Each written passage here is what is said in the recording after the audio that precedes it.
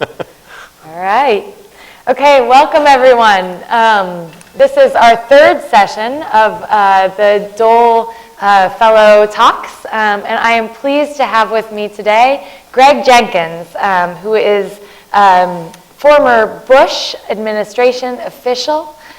He, in fact... Second Bush, I'm not that old. Okay, former George W. Bush administration official. He was my predecessor in the White House and then went on to do incredible things. And I had the privilege of meeting him towards the end of my tenure at the White House with the Obama administration. And so I just want to give us a chance to welcome you all and let Greg tell us a little bit about himself. Thank you very much. Really thrilled to be here. This is my first time at the University of Kansas, and got the tour of the field house today, which is really impressive. I mean, I'll come back just to take another tour of the field house again if I can get that. We'll have you back for a game. Yeah, okay, good. I don't want to be up at the top all the way here. There are no bad seats in there anywhere. So a little bit about me. My resume makes perfect sense if you live and work in DC, because it's completely checkerboard. It doesn't tend to make much sense outside of DC. I actually started off working for the Virginia Newspaper Association, a trade association. Got bitten by the bug of politics, and I was living in Richmond, Virginia. Went back home to DC about 2 hours north, so not far away. And I just started doing volunteer advance, and you were doing advance for President Obama. I guess I need this to follow me around. So volunteered for a little bit in the '92 campaign. Didn't go our way, so I was out of a job pretty quickly. Then drifted into television and ended up working at Fox News Channel's Washington, D.C. bureau for a couple of years. And here's where it starts to make sense if you're a D.C. person. Then I got a call from somebody working on Governor Bush's campaign in 2000 and said, you need to quit whatever it is you're doing. I'm sure you're having a nice time, but you need to come to Texas and work on that campaign. So did that. We eventually won after finger knuckle grabbing or whatever it is recount, and then worked in the White House for a few years. Interesting time during the first term. It was during 9/11 and Afghanistan and Iraq, and had some interesting experiences then.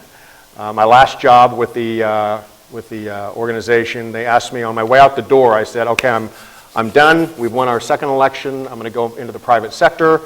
I was going to take a friend's advice and put some acreage between me and Washington. And they said, well, before you go, we're going to need you to do one more thing, and that's to run the president's second inauguration, which was a gigantic job, as you were well aware. So did that, finally left DC, and have been in the private sector ever since. Worked at a couple of PR agencies, most recently worked at Alibaba in their San Francisco office, which was fascinating insight into China and the Chinese economy and market. And then this past October, I went out on my own and started my own consultancy, much like you. Yeah, that's fantastic. This is the thing. I met Greg when I was, you're on this whirlwind when you work on a campaign and then you get sucked up into the White House, and it's the privilege of a lifetime, right? Oh yeah, oh absolutely. And then it's constantly there, and you have to keep working, and it's like I had actually the woman, Ann Edwards, who is a friend of mine. I know Ann Edwards. You know Ann, I love Ann. So Ann was the director of press advance for the Clinton administration, and she told me it's kind of like you're on a space shuttle, and for some amount of time you really have no interaction with all these people that you care about and all these people that you love, and it takes a while to come down off of that space shuttle. It really does. It really does. It's such an intense time. It's 100% focus. I'm sure your hours were just as crazy as ours. I mean, it was pretty much 7 days a week. Yeah. Get there early in the morning before rush hour, and you leave to go home way after rush hour is over. You leave in the dark and you get home in the dark. Yeah. And it's just, but the good thing is everybody's there for the same reason. Everybody's working in the same direction, usually. And everybody's kind of in it together. So you get a really solid camaraderie. But you're right, I mean, everything else just kind of goes on hold. Yeah. I never had an opportunity to go to an ATM the entire 4 years I was there because I was working all the time. So it was only when I left the White House did I see, I guess every one of my paychecks has been like, ratcheting up ever since. Like, I've got a little bit of a nest egg here to like carry me through to my next job. Hadn't touched a dime of my money since I'd been at the White House. But we used to actually call them WAMs, White House Appreciation Moments, when we would get too in the weeds with what we were doing and forget that we were actually working at the White House. Something's happening. Oh, good, thank happening? you. The shade's coming down because I'm about to go blind here. Something's happening. I was thinking, somebody's adjusting the spotlights. See, when I hear we both live in California. When I hear a weird sound in California, it's usually cause for alarm. You know, how is it that two advanced people are speaking right now and we're Completely diverted by a window shade.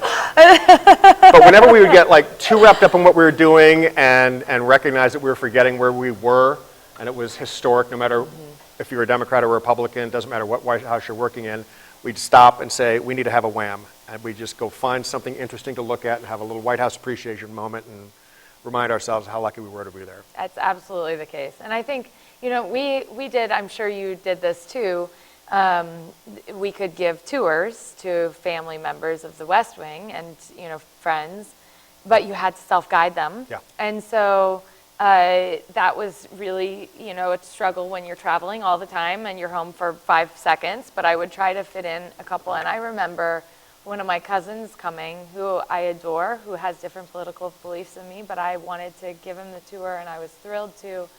And I remember him just standing there and going, whoa, this is just incredible. And, to think of the problems that people in this office have encountered, to keep this country moving forward for all these years is astounding. And that outside perspective is so good. Great reminder, isn't it? Yeah. It's like, this is, you're in this incredible, pivotal time, and you don't even remember it. Like, I remember when President Obama was in London, and I think it was 2012, because I think I had already had Hugh, my son. I was pregnant with a little boy running around. That's what all this is.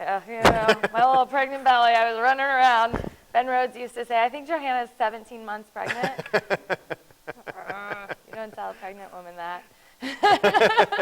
But so you were press advance director while you were pregnant? Yes. Oh my gosh. Yeah. I can't imagine. It was a lot. But you know what, I was running around, and it was, I mean, an incredible experience in and of its own right. But when you're running around pregnant, you really, know you're bringing in this life into this world. This is this incredible opportunity. And I often, had to remind myself, like, what's important, right? Like, I had gotten caught up in all of this, like, on this on-ramp, and I didn't even get off until my son was 3. And then I was like, whew, Hugh, let's play. So my bio is a little bit, I came of age, actually. So I was a student for Al Gore in college at the University of Kansas. I was very proudly attending those Gore rallies. And I remember actually watching Fox News in my dorm room when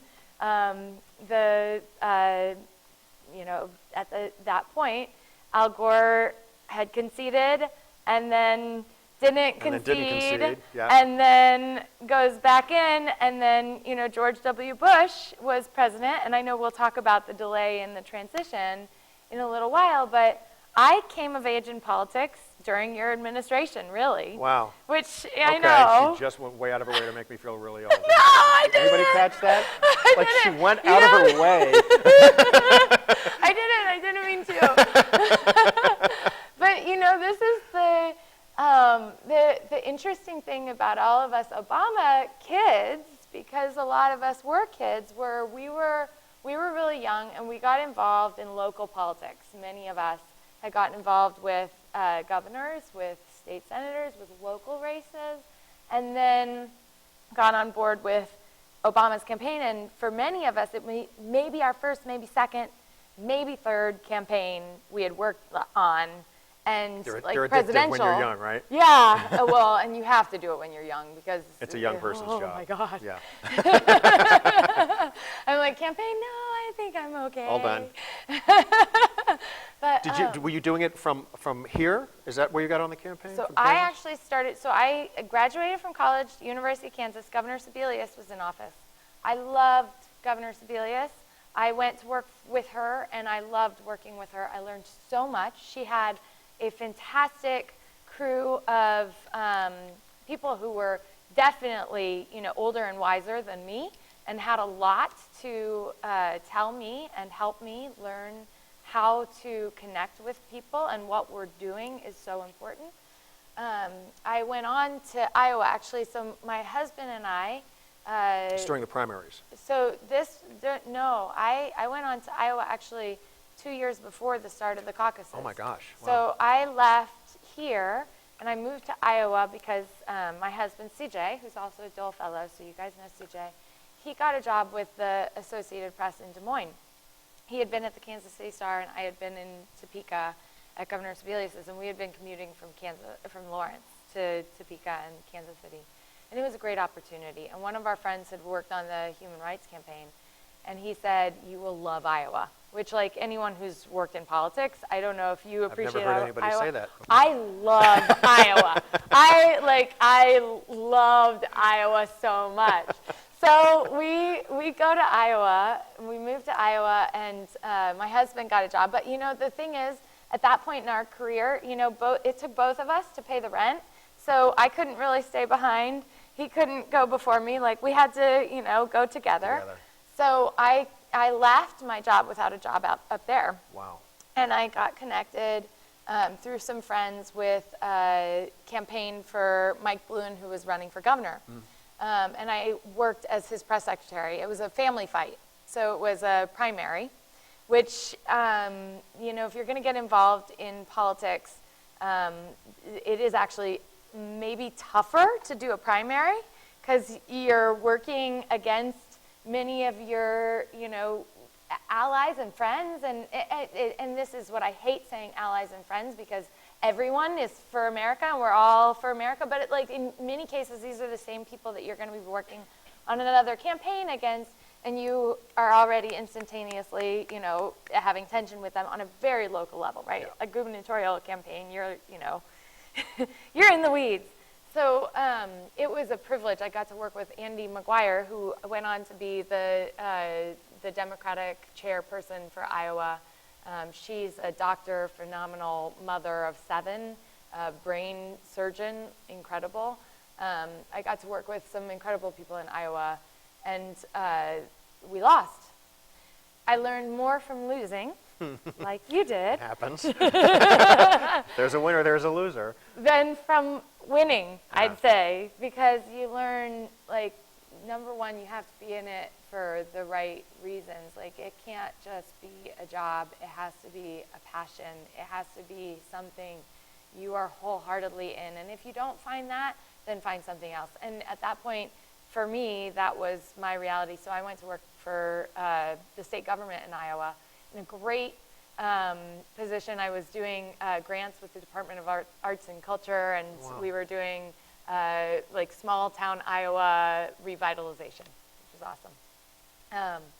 President Obama was thinking about running, and I had seen him in 2004 talk about my hometown, Galesburg, Illinois, and talk about Kansas values, and I love Kansas and went to school here. My whole family's from here, and I wanted to work for him. So I was like, I will do anything. Was he U.S. Senator at this time? He was so 2004 he spoke, he was running for U.S. Running Senate. for Senate, okay. So he was a state senator. Okay. So that's when I first saw him. I went to work for him when he was a U.S. Senator and he was running for president. So in 2006, he was thinking about running for president, and he came out to the Harkin Steak Fry. And I remember being like, I will work for him. If he runs, I will work for him. So I go and I find the state director, thankfully, at a party, and I said, oh, where are you going to live? And it turned out he was going to live right down the hall from me. So I literally harassed him every day. I baked bread, and I would say, "Oh, Paul, I noticed you came home, and I have freshly baked bread, and when am I getting the job on the Obama campaign?" And he jokes because he's like, I would actively avoid her because I had no jobs, I had no office. He was still considering in Iowa, or he was still considering in Hawaii, and Paul was already in Iowa. I was like, I will work on this campaign.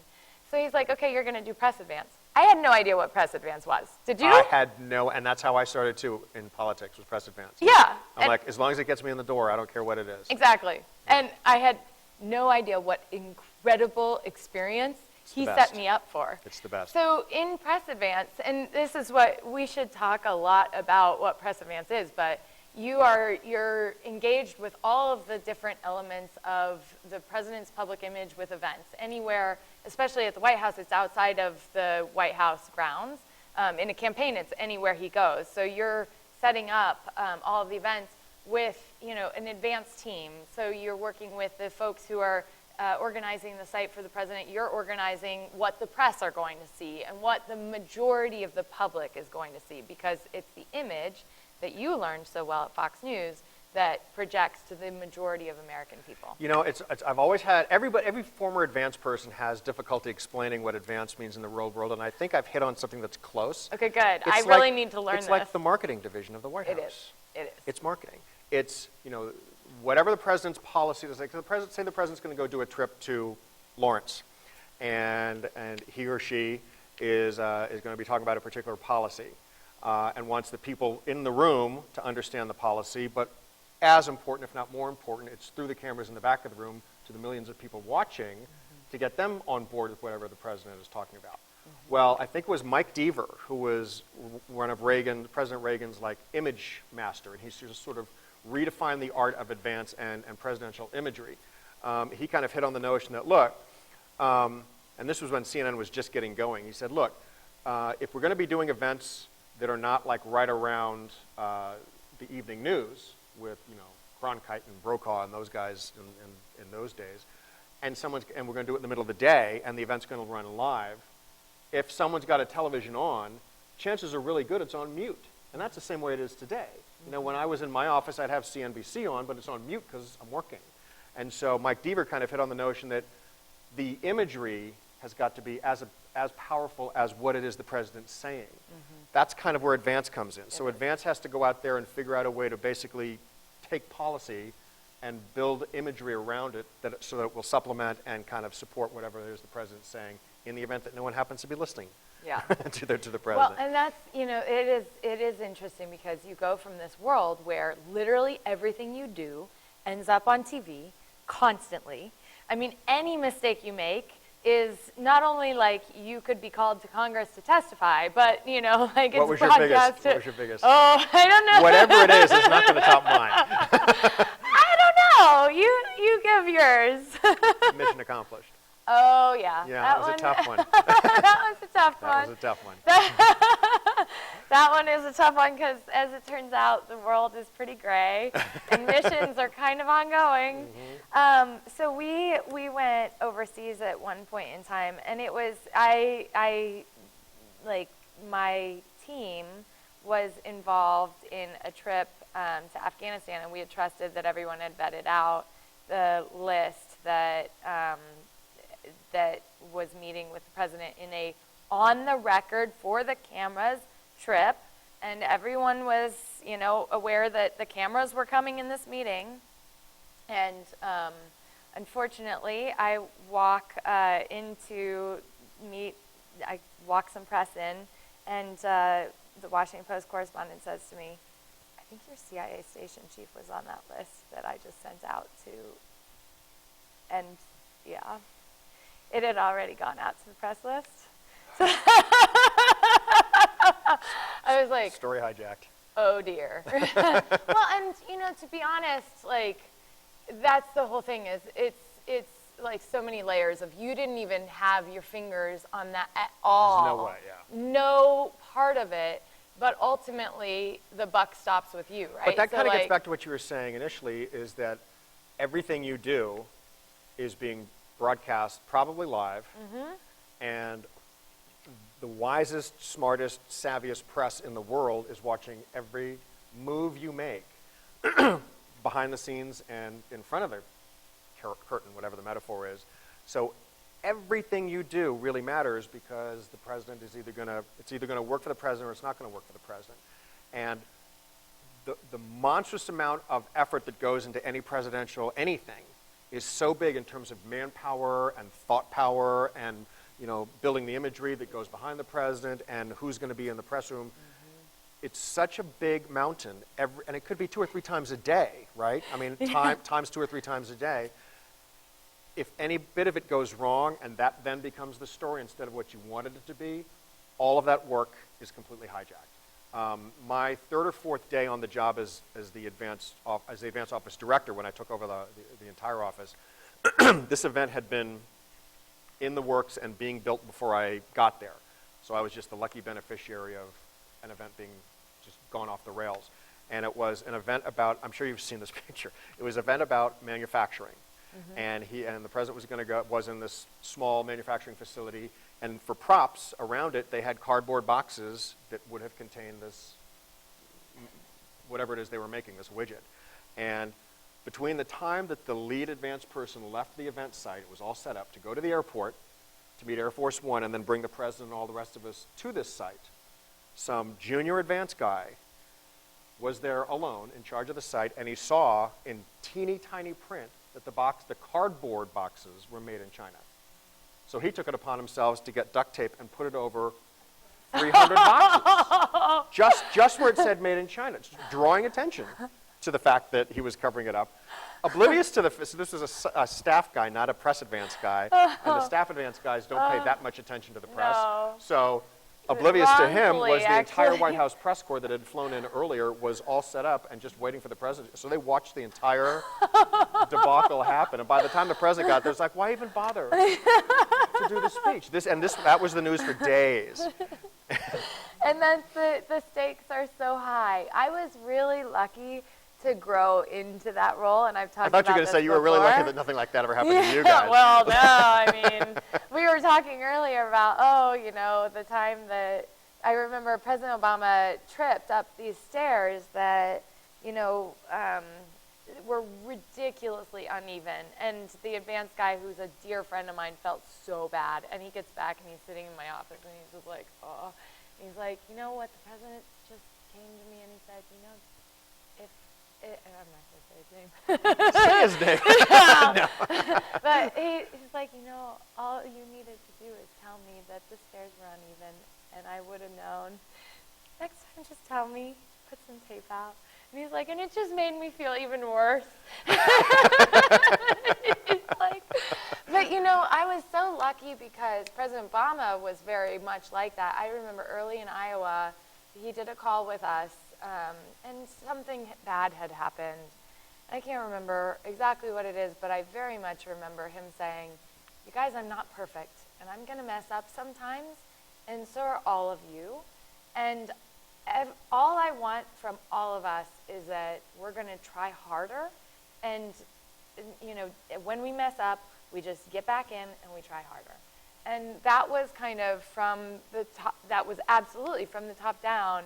That was the leadership that we were really lucky to have in our first 100 days. That's terrific. So, and I think this is the thing we wanted to kind of go into the first 100 days. Actually, if we talk about the first 100 days of your administration, our administration, my administration, and then the current administration, we're actually covering a lot of recent history for people. It's the last current administration, the previous two. Yeah, so let's go back, if you don't mind, to the beginning of your career at the first 100 days of George W. Bush's administration. Well, thank you for reminding me of. I'm not.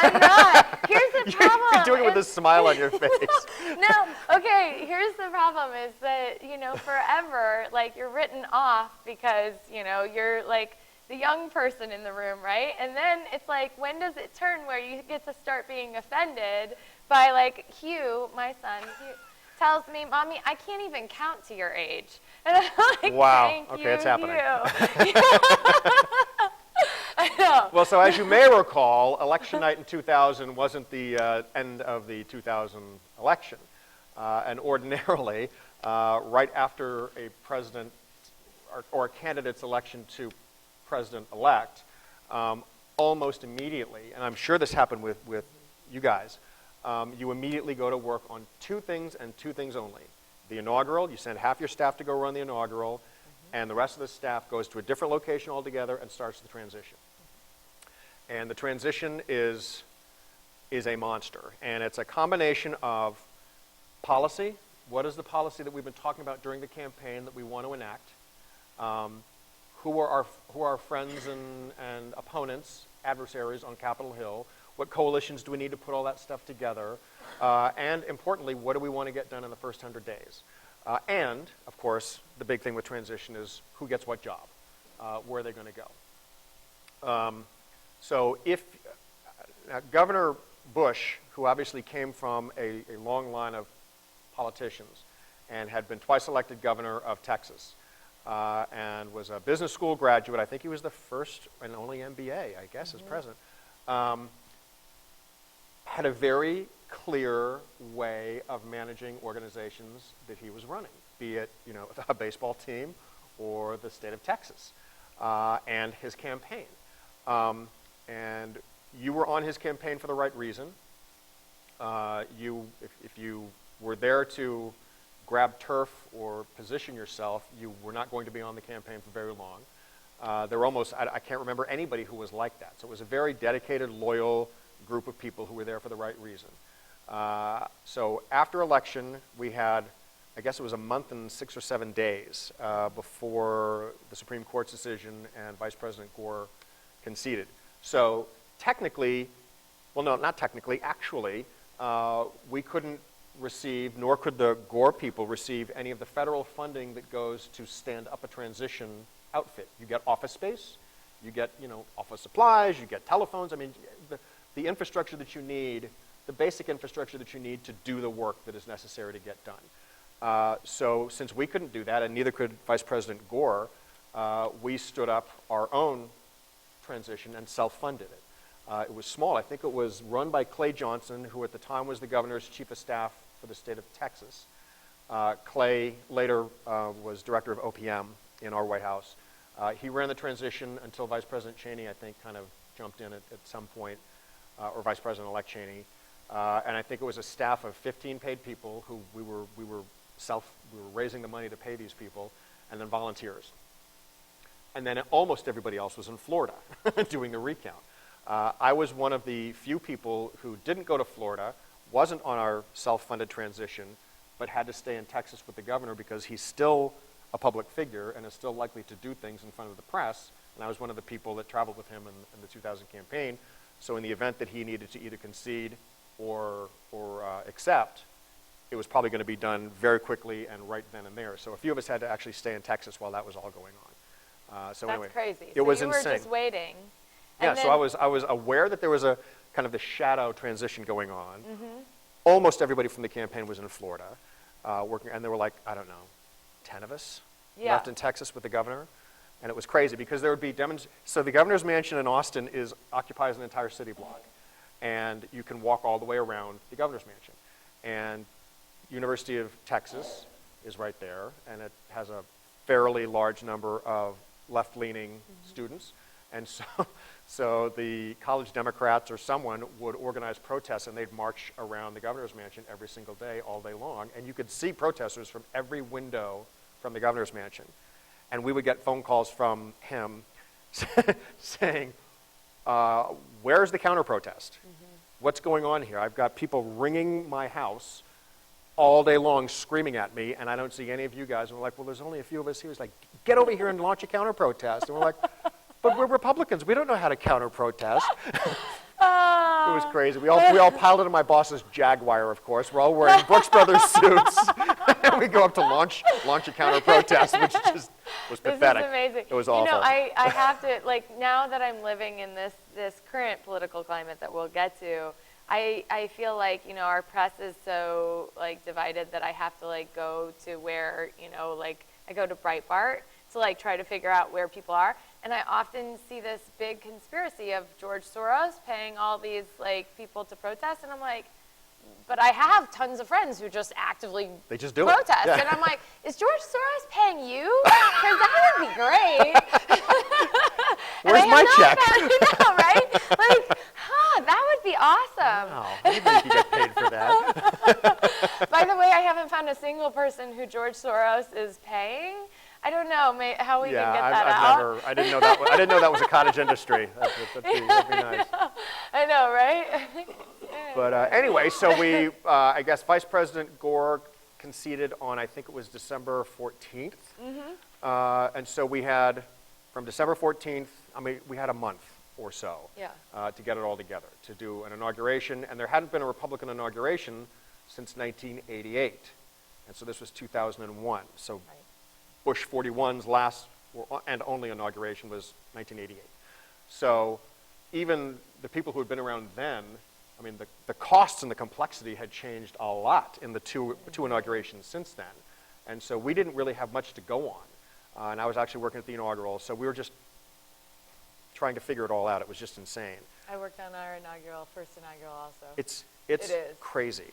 Like, here's the thing is, the inauguration is huge. And so you've won a campaign and you're exhausted. And you think you're done. You're like, whew. No, then you're sent to DC and you're doing this inauguration. And for us, you know, we were doing the Lincoln Memorial concert and we were selling rights to HBO and things like that to try to offset some of the costs. Right. But then, you know, we're newly meeting the press corps, the White House press corps, who is like, you can't sell rights to the president's speech, because that's, all of us have to get it. And we're going, okay, what are we supposed to be doing? Who's right, who's wrong? That's not even like, true, because we tried to do it. We actually did, we managed to get it worked out with HBO and everyone where everyone could cover President Obama's speech, but just they got the entertainment they part? got the whole show was HBO or whoever was the sponsor, because that's the thing is you have to fundraise for the inauguration, so it's not like these funds are sitting around for inauguration to happen.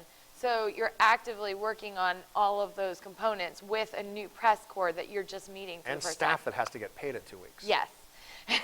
when they asked me to run 43's second inaugural, they said, as of now, you no longer work in the White House. Go get GSA to give you your new office space for the inaugural. And that's all you get, is this old World War II era office building that's just surplus office it's not nice.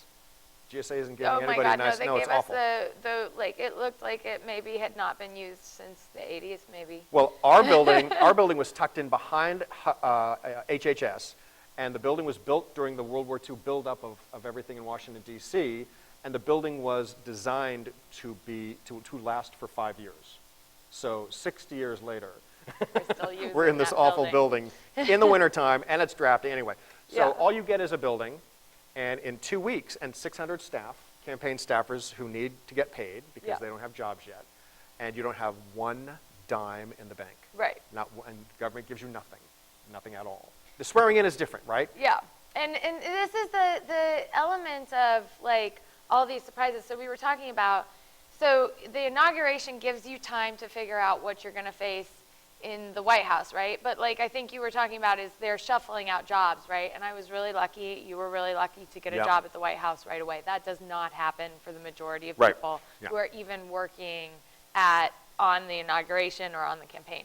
And so what happens is you're working alongside all these people and they're trying to figure out, are they moving there? And there's all this different turmoil. And the point is to make sure that President Obama is inaugurated in front of all of these, people who want to take part. Yeah. And same with yours is like, you have to keep focused on the point, and like, people are self-preservationists, I think, by nature, and that's what you're seeing in some of our politics is people, desperate, cling to any hope.